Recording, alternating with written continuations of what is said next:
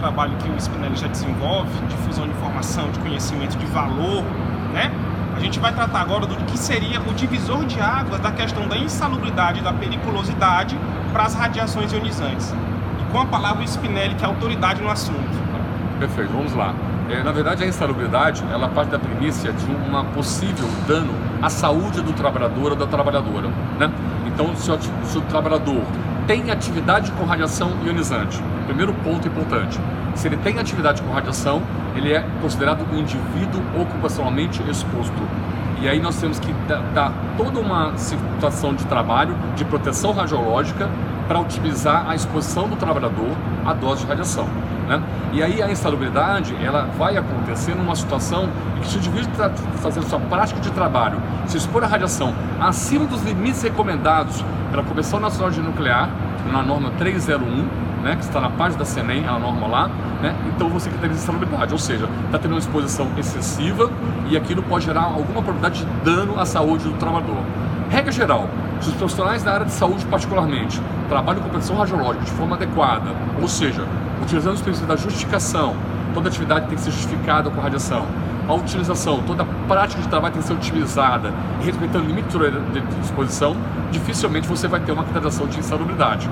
E na verdade, ao outro lado da moeda, existe uma questão de monetização de risco, que nem é uma questão de uma bandeira que eu acho adequada às pessoas que trabalham na prevenção, né? E, embora a lei estabelece a insalubridade, né, você tem que trabalhar na prevenção, independente de pagar ou não adicional. Então, parte da premissa que o trabalhador tem que estar devidamente protegido. Para a radiação, usar equipamento de proteção individual, né? Aventais plumbíferos, se for necessário, o protetor de tireoide, se for necessário, óculos plumbífero, avental que protege todas as costas, inclusive em situações de hemodinâmica, né? E utilizar o dosímetro.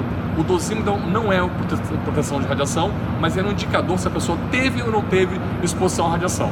Então, se você tem esses parâmetros e faz o controle da saúde dos trabalhadores, faz o controle das condições de trabalho, otimiza a prática, dificilmente você vai ter uma exposição nociva ao trabalhador, né?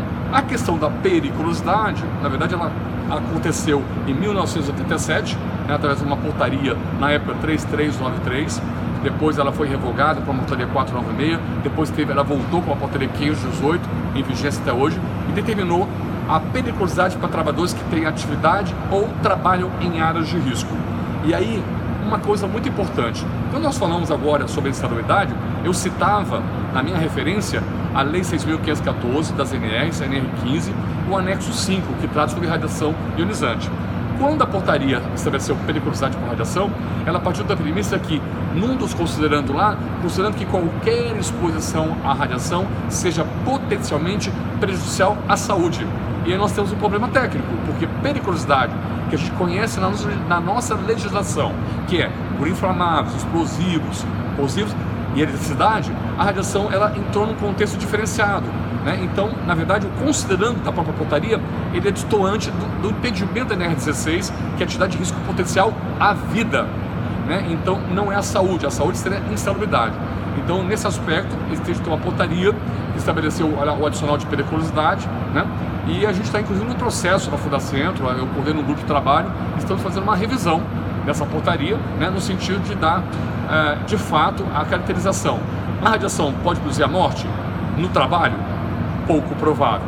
A radiação pode adoecer? Pode, mas a insalubridade. Agora, a questão do risco de vida, ou seja, dose letal 100%, só num acidente. Então, por exemplo, acidente de Chernobyl, a dose letal foi 100%.